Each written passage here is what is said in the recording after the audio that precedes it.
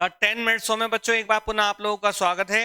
अब हम लेकर आए हैं क्रिया का टॉपिक जो आपके लिए हर परीक्षा के लिए इंपॉर्टेंट है, चाहे यूपी कांस्टेबल हो एसआई हो, सभी के लिए महत्वपूर्ण है। तो बिना समय गंवाए हम टॉपिक की तरफ चलते हैं। तो यहाँ पर जो हम देख रहे हैं, वो क्या देख पा रहे हैं?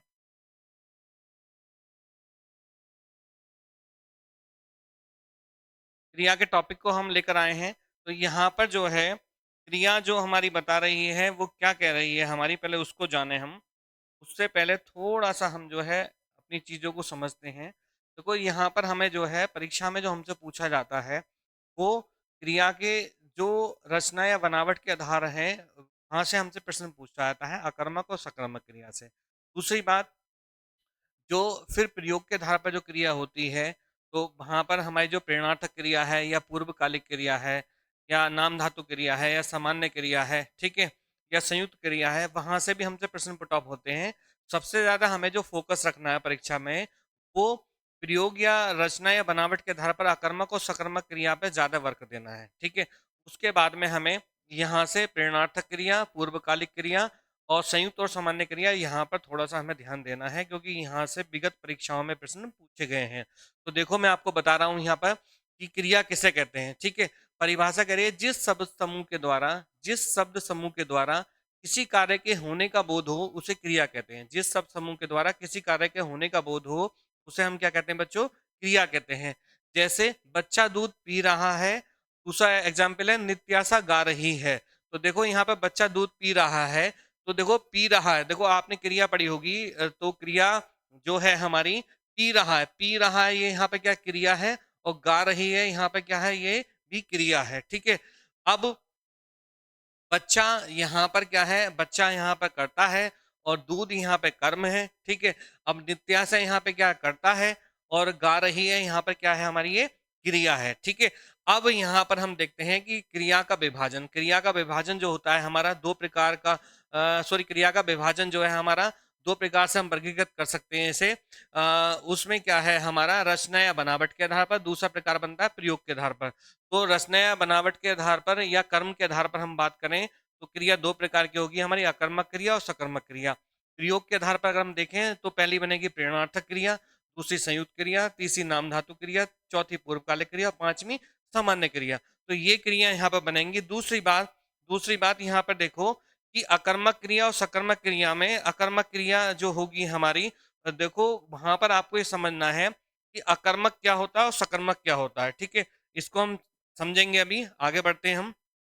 यहाँ पर प्रेरणार्थक क्रिया भी दे रखी है, प्रेरणार्थ क्रिया की बात करेंगे हम। फिर संयुक्त क्रिया, नाम धातु क्रिया और ट्रिक के अकॉर्डिंग इन सारी चीजों पे हम चर्चा करेंगे। लेकिन उससे पहले मैं यहाँ पर थोड़ा सा तुम्हें बता दूं कि अकर्मक क्या होता है और सकर्मक क्या होता है, ठीक है। इसको हम थोड़ा देख लेते हैं अभी, अकर्मक क्या है और सकर्मक क्या है। देखो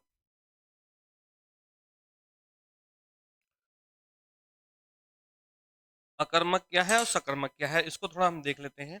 देखो, हिंदी व्याकरण को जानने के लिए आपको दो चीज पता होनी चाहिए, एक तो अ का प्रयोग और एक सा का प्रयोग, ठीक है। अगर ये किसी शब्द के प्रारंभ में लगे हुए हैं, ठीक है, अगर ये किसी शब्द के प्रारंभ में लगे हुए हैं तो आ क्या करता है, जो जो शब्द लगा हुआ होगा उससे उसको रहित कर देगा। आ क्या करेगा, रहित करेगा, और सा उसको क्या कर देगा, सहित कर देगा, ठीक है। आ रहित करेगा और सा उसको क्या, सहित करेगा। जैसे मैं यहाँ पे लिख दूं ए परिवार, दूसरा लिखा मैंने यहाँ पर सह परिवार। तो यहाँ पर जो कहना चाह रहा है अपरिवार में मतलब यानी कि परिवार से रहित, सह परिवार यानी कि परिवार के साथ में, ठीक है। तो यहाँ पर अपरिवार और सह परिवार यहाँ पर आप देख रहे हैं। अगर मैं इस चीज को ही अगर मैं यहाँ पर आपसे बात करूं थोड़ा सा, अगर मैं यहाँ पर थोड़ा सा बात करूं, इसको बस छोटा कर लेते हैं इसको। देखो मैंने बात करी यहाँ पर आपसे है कर्म, और दूसरी सकर्मक। अगर मैं इसकी बात करूं यहाँ पर अकर्मक और सकर्मक की, तो देखो यहाँ पर हमें क्या मिल रहा है देखने के लिए, अकर्म जिसमें कर्म ना हो, सकर्म जिसमें कर्म हो, ठीक है। अब कर्म क्या होता है, अब ये भी जान लो कर्म क्या होता है।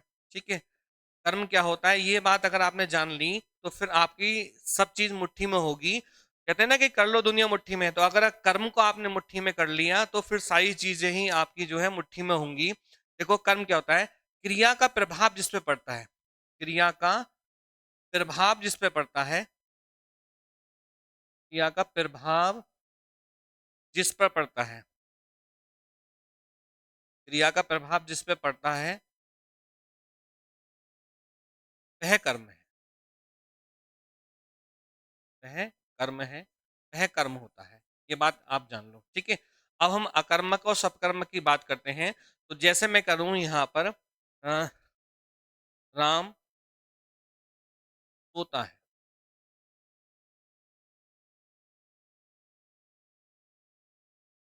राधा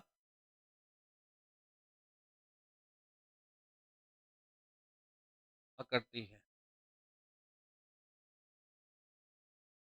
श्याम माखन खाता है,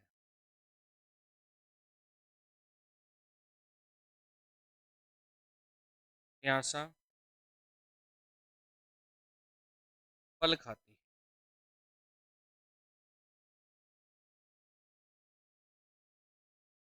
ये चार वाक्य हमने यहाँ पर आपके सामने लिख दिए हैं। अब इनको हम थोड़ा समझ लेते हैं। देखो इनको थोड़ा हम समझ लेते हैं, और समझने के लिए हम क्या करेंगे।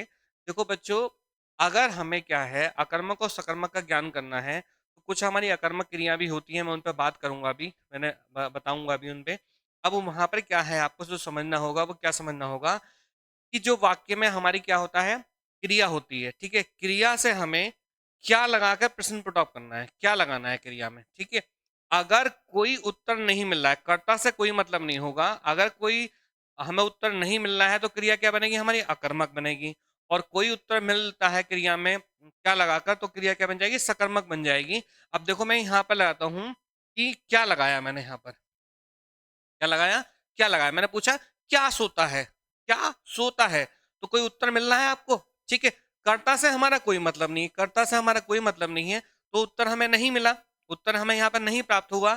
तो यहाँ पर क्रिया क्या बन जाएगी बच्चों, मेरे प्यारे बच्चों, क्या क्रिया बन जाएगी हमारी, अकर्मक क्रिया बन जाएगी। क्या बन जाएगी, अकर्मक बन जाएगी। फिर मैंने दूसरा सेंटेंस लिया, राधा अकड़ती है, राधा अकड़ती है, तो अकड़ती शब्द ये यहाँ पर क्रिया है हमारी। ठीक है, यहाँ पर फिर मैंने क्या लगा दिया यहाँ पर, ठीक है, क्या लगा दिया, क्या लगा दिया मैंने यहाँ पर, तो यहाँ पर जो है क्या करते, कोई उत्तर मिला, कर्ता से हमारा कोई मतलब नहीं है यहाँ पर हमारा, तो कोई उत्तर मिला नहीं मिला, तो ये भी क्रिया क्या होगी बच्चों हमारी, अकर्मक क्रिया होगी। अच्छे से समझ में आ रहा होगा आपको। दूसरा हम देखते हैं, दूसरा हम देखते हैं, खाता है, यहाँ पर क्रिया है, फिर मैंने यहाँ पर क्या लगा दिया। ठीक है, क्या खाता है, मैंने पूछा क्या खाता है, अब देखो उत्तर मिल रहा है क्या, माखन, क्या खाता है, माखन, उत्तर मिल रहा है। तो ये क्रिया क्या बन जाएगी बच्चों मेरे, सकर्मक क्रिया बन जाएगी। क्या बन जाएगी, सकर्मक क्रिया बन जाएगी हमारी। ठीक है, फिर मैंने दूसरा सेंटेंस पूछा कि नित्याशा फल खाती है, तो क्या खाती है, मैंने फिर क्या लगाया इसमें, क्या खाती है, अब उत्तर मिल गया क्या, फल। ठीक है, तो ये भी क्रिया क्या बन जाएगी हमारी, सकर्मक क्रिया हो जाएगी। ठीक है, अब सीधी बात हमें जाननी है, जहां वाक्य में कर्म नहीं होगा, कर्म से रहित वाक्य बना हुआ होगा, तो वहां पर क्या होगी, अकर्मक क्रिया होगी। और जहां पे कर्म होगा, यानी कि कर्म जिस वाक्य में साथ में होगा, तो वहां पर बच्चों क्या बनेगी हमारी, सकर्मक क्रिया बनेगी। कौन सी क्रिया बनेगी बच्चों, सकर्मक क्रिया बनेगी। अब यहां पर हम थोड़ा इसको जानते हैं। ठीक है, अब यहां पर हम देखते हैं अकर्मक क्रिया की पहचान के लिए आपको क्या करना है कि कुछ वर्ड्स हैं, जैसे सोना, देखो सोना, खेलना, अकड़ना, डरना, बैठना, हंसना, रोना, उगना, मरना, बरसना, दौड़ना, जागना, अगर ये शब्द कहीं पर आ रहे हैं तो बच्चों वहां पर क्या बनेगी आपकी, अकर्मक क्रिया बनेगी। कौन सी क्रिया होगी आपकी, अकर्मक क्रिया होगी। ये शॉर्ट ट्रिक है, इसको आप नोट कर लेना। दूसरा सकर्मक क्रिया, सकर्मक क्रिया में क्या होगा, कर्म होगा, क्या होगा, कर्म होगा। अगर कर्म है तो सकर्मक क्रिया होगी। और कभी कभी वाक्य में दो कर्म भी होते हैं। ठीक है, क्योंकि जो संस्कृत होती है, संस्कृत में हमारे दो कर्म संस्कृत में जो हमारे अ, वचन होते हैं, दो होते हैं, एक वचन, द्विवचन और बहुवचन। तो यहाँ पर संस्कृत से एक दूसरी क्रिया जिसे द्विकर्मक क्रिया भी कहते हैं, उसका भी प्रयोग होता है। तो अगर वाक्य में कहीं पर आपको दो कर्म दिखा रहे हैं तो वहां पर क्या बच्चों बनेगी हमारी, द्विकर्मक क्रिया बनेगी। ठीक है, द्विकर्मक क्रिया बनेगी। जैसे मैं अभी यहाँ पर बात करूं,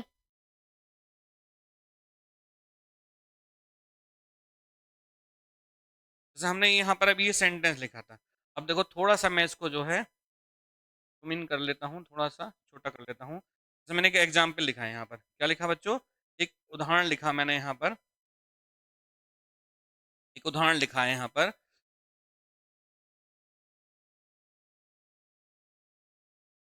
राम ने सीता को उपहार दिया। राम ने सीता को उपहार दिया। ठीक है, अब ये एक सेंटेंस बन गया यहाँ पर हमारा। अब हमें क्या करना है, अब जैसे हम कह रहे थे कि क्या तो लगा ही रहे थे, ठीक है, क्या तो हम लगा ही रहे थे, ठीक है। अब यहाँ पर क्या है, किसको शब्द और लगा देना है, ठीक है, किसको और लगा देना है। तो वाक्य में आपको दो कर्म आपको देखने के मिल जाएंगे, ठीक है। किसको और लगा देंगे, किसको और लगा देंगे, क्या और किसको शब्द को लगाना है यहाँ पर, क्या और किसको शब्द को लगाना है यहाँ पर। तो आपको जो है दो उत्तर मिल जाएंगे। जैसे मैं कह दूं, पहले लगाया मैंने क्या, क्या दिया, क्या दिया, तो देखो क्या दिया है, उपहार दिया, एक कर्म ये हो गया, उपहार दिया। किसको दिया, सीता को दिया, किसको दिया, सीता को दिया। तो यहाँ पर वाक्य में क्या है, आपके दो कर्म बनने हैं, तो द्विकर्मक क्रिया भी हमारे उसमें प्रयुक्त होती है। अब हम वापिस अपने उस पर चलते हैं। अब यहाँ पर ये हमने जो करा है, कर्म रचना या बनावट के आधार पर, कर्म रचना या बनावट के आधार पर अकर्मक और सकर्मक क्रिया को जाना। अब हम देखेंगे प्रयोग के आधार पर। प्रयोग के आधार पर 5 प्रकार होंगे हमारे। पहली प्रेरणार्थक क्रिया, दूसरी संयुक्त क्रिया, तीसरी नाम धातु क्रिया, चौथी पूर्वकालिक क्रिया और पांचवी सामान्य क्रिया। इसके बाद में हम जो है प्रश्नोत्तरी करेंगे, जो आपके विगत परीक्षाओं में पूछे गए प्रश्न हैं और संभावित प्रश्न हैं, वह उनको लेकर आया हूं आपकी इस क्लास के बाद में हम वो करेंगे।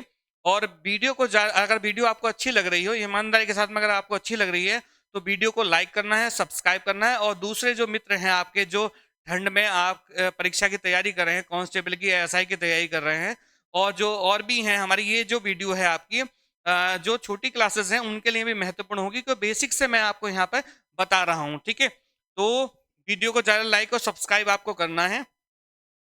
आगे हम देखते हैं प्रेरणार्थक क्रिया क्या होती है। आकर्मक सकर्मक हम जाना, अब चलते हैं प्रेरणार्थक क्रिया में। प्रेरणार्थक क्रिया में क्या है, होता है, कर्ता स्वयं कार्य न करके, कर्ता स्वयं कार्य न करके किसी अन्य को कार्य करने की प्रेरणा देता है, किसी अन्य को कार्य करने की प्रेरणा देता है।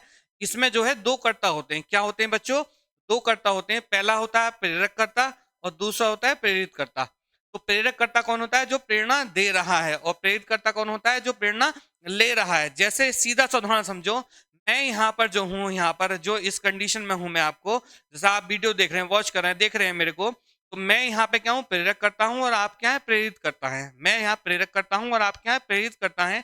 जैसे एक उदाहरण के माध्यम से समझते हैं हम, एक उदाहरण के माध्यम से समझते हैं इसको, कि श्याम राधा से पत्र लिखवाता है, श्याम राधा से पत्र लिखवाता है, ठीक है, श्याम राधा से पत्र लिखवाता है। ये उदाहरण हमने लिखा है यहाँ पर।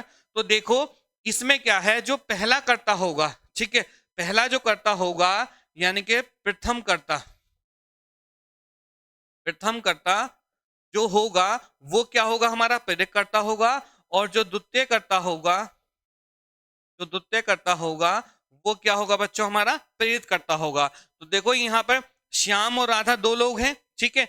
तो श्याम जो है यहाँ पर कौन है, प्रेरक करता है, और राधा कौन है, यहाँ पर प्रेरित करता है। क्योंकि श्याम राधा से पत्र लिखवाता है, श्याम राधा से पत्र लिखवाता है।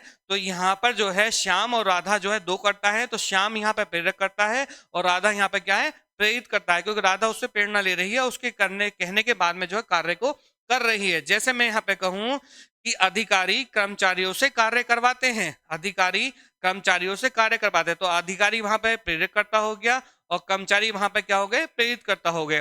दूसरा बिंदु अगर हम बात करें कि मालिक नौकर से पोंछा लगवाता है, मालिक नौकर से पोंछा लगवाता है, तो मालिक वहां पे प्रेरित करता हो गया और जो नौकर है हो गया वो वहां पे प्रेरित करता हो गया, ठीक है। तो ये प्रेरणार्थक क्रिया को हमने जाना। इससे संबंधित प्रश्न है हमारे आगे। नेक्स्ट हम दूसरी क्रिया की तरफ चलते हैं, संयुक्त क्रिया, ठीक है। कौन सी क्रिया, संयुक्त क्रिया। तो संयुक्त क्रिया क्या होती है, जहां दो क्रियाओं का साथ साथ प्रयोग होता है, मतलब दो क्रियाएं साथ में जुड़ी हुई होंगी, ठीक है। इससे पहले अगर हम देखें, इससे पहले हम देखें तो देखो लिखवाता है, यानी कि एक क्रिया हो रही है, एक क्रिया प्रयोग हो रही है। और अगर हम इससे आगे भी चले हम, तो जैसे हम देखेंगे यहां पर, देखो अब यहां पर देखो हमने यहां लिखा था खाता है तो एक क्रिया प्रयुक्त हो रही है, अकरती है एक क्रिया प्रयोग हो रही है, सोती है सोता है एक क्रिया प्रयोग होती है, खाती है एक क्रिया प्रयुक्त हो रही है। ठीक है, अब देखो उपहार दिया, दिया एक क्रिया प्रयुक्त हो रही है, तो यहाँ पर ये सारी के सारी क्या थी हमारी एक क्रिया थी। लेकिन उसमें क्या होगा, हमारे संयुक्त क्रिया में क्या है, दो क्रिया। संयुक्त मतलब होता है आपस में जुड़ना, ठीक है, संयुक्त का मतलब होता है आपस में जुड़ना, तो संयुक्त मतलब संयुक्त साथ में, तो वहां पर दो क्रिया आपकी प्रयुक्त होंगी, दो क्रिया वहां पर प्रयुक्त होंगी, तो वहां पर क्या बनेगी, आपके संयुक्त क्रिया बनेगी। जैसे मैं यहाँ पे बात करूं, मीरा महाभारत पढ़ने लगी, मीरा महाभारत पढ़ने लगी, तो देखो यहाँ पर मीरा और महाभारत ये दो चीज हो गई, लेकिन पढ़ना और लगी, पढ़ना और लगी ये दो चीज प्रयोग हो रही है। ठीक है, पढ़ना और देखो ये पहली क्रिया, पढ़ना पहली क्रिया, और लगी हमारी क्या है, दूसरी क्रिया हो गई। क्या हो गई बच्चों, दूसरी क्रिया हो गई। तो यहाँ पर ये जब दो क्रिया प्रयुक्त हो रही है एक वाक्य में, तो वाक्य क्या बनेगा हमारा, संयुक्त क्रिया के अंतर्गत आएगा। किसके अंतर्गत आएगा बच्चों, संयुक्त क्रिया के अंतर्गत आएगा। दूसरा उदाहरण देखते हैं, वह खा चुकी, वह खा चुकी, तो यहाँ पर खा और चुकी, देखो खा ये हमारी पहली क्रिया, और ये चुकी हमारी क्या है, दूसरी क्रिया। क्या है बच्चों, दूसरी क्रिया है यहाँ पर, तो ये हमारी क्या बन जाएगी, संयुक्त क्रिया बन जाएगी। तीसरी हम नाम धातु क्रिया की तरफ चलते हैं। नाम धातु क्रिया में नाम से, जैसे आपने नाम से मतलब क्या होगा, संज्ञा, जिसका नाम होता है वो संज्ञा होता है। तो नाम धातु क्रिया में क्या होता है, संज्ञा, सर्वनाम, विशेषण, शब्दों से बने क्रियापद को नाम धातु क्रिया कहते हैं। क्या कहते हैं उसको, संज्ञा, सर्वनाम, विशेषण से पदे बने शब्दों को हम क्या कहते हैं, नाम धातु क्रिया कहते हैं। ठीक है, तो देखो यहाँ पर जो हमने देखा है, पहला शब्द मैंने समझाने के लिए प्रयोग किया है, देखो समझाने के लिए मैं प्रयोग किया है। जैसे हाथ शब्द है, तो हाथ शब्द क्या है, संज्ञा है हमारा, उससे शब्द क्या बना है हमारा, हथियाना। क्या बना है, हथियाना। ठीक है, ऐसे ही दूसरा शब्द लिखा है मैंने, अपना। ठीक है, अपना शब्द यहाँ पे क्या है, सर्वनाम है। ठीक है, तो इससे बना है क्या, अपनाना। ठीक है, अपनाना बना हुआ है। ऐसे ही गर्म शब्द क्या है, यहाँ विशेषण है, गर्म शब्द विशेषण, ठंडा गर्म ये विशेषण आपने पढ़ा होगा। तो गर्म से क्या बना है हमारा, गरमाना। तो ये जो क्रिया बनेंगी हमारी, ये जो क्रिया बनेंगी ये क्या बनेंगी हमारी, नाम धातु क्रिया बनेंगी। क्या बनेंगी बच्चों, नाम धातु क्रिया बनेंगी।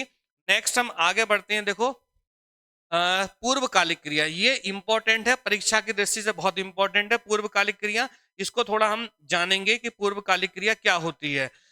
किसी क्रिया से पूर्व, यानी कि एक क्रिया से, किसी क्रिया से पूर्व यानी एक क्रिया से पूर्व यदि कोई दूसरी क्रिया प्रयुक्त होती है, मतलब एक क्रिया से पूर्व मतलब पहले एक दूसरी क्रिया प्रयुक्त होती है, तो उसे हम क्या कहते हैं, पूर्वकालिक। पूर्वकाल मतलब पहले वाले काल में जो क्रिया प्रयुक्त हो रही है उसे हम कहेंगे पूर्वकालिक क्रिया कहेंगे। ठीक है, तो देखो यहां मैंने उदाहरण लिखा है, मैं अभी सोकर उठा हूं, मैं अभी सोकर उठा हूं।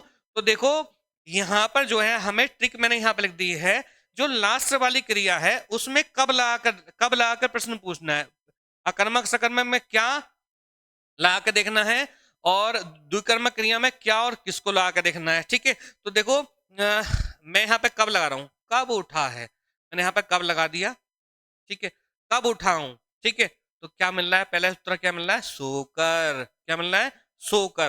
तो ये क्या बन गई बच्चों, हमारी पूर्वकालिक क्रिया। क्या बन जाएगी, पूर्वकालिक क्रिया बन जाएगी। यहाँ पर क्या बन जाएगी बच्चों मेरे, पूर्वकालिक क्रिया बन जाएगी। अगला देखते हैं हम, राकेश दूध पीते ही सो गया, तो मैं कहूं कब सो गया, कब सो गया, तो देखो क्या मिल रहा है, पीते ही, पीते ही। तो ये हमारी एक क्रिया से पहले जो दूसरी क्रिया प्रयुक्त हो रही है वो क्या कहलाएगी, हमारी पूर्वकालिक क्रिया कहलाएगी। नेक्स्ट हम पांचवी क्रिया पे चलते हैं, सामान्य क्रिया। सामान्य क्रिया क्या होती है, जहां केवल एक क्रिया का प्रयोग किया जाए, जहां केवल एक क्रिया का प्रयोग किया जाए और वाक्य भी थोड़ा छोटा सा हो, तो वहां पर क्या होगी, हमारी सामान्य क्रिया होगी। जैसे आप आए, वह नहाया, आप आए और वह नहाया, तो देखो आए क्रिया है, नहाया क्रिया है। अब देखो यहाँ पे शॉर्ट ट्रिक रखी है, कहीं पे आना जाना धोना नहाना चलना खाना या रोना लिखा हो। ठीक है, तो आने की जगह आए भी हो सकता है, ठीक है, जाने की जगह जाए भी हो सकता है, धोने की जगह धोए भी हो सकता है।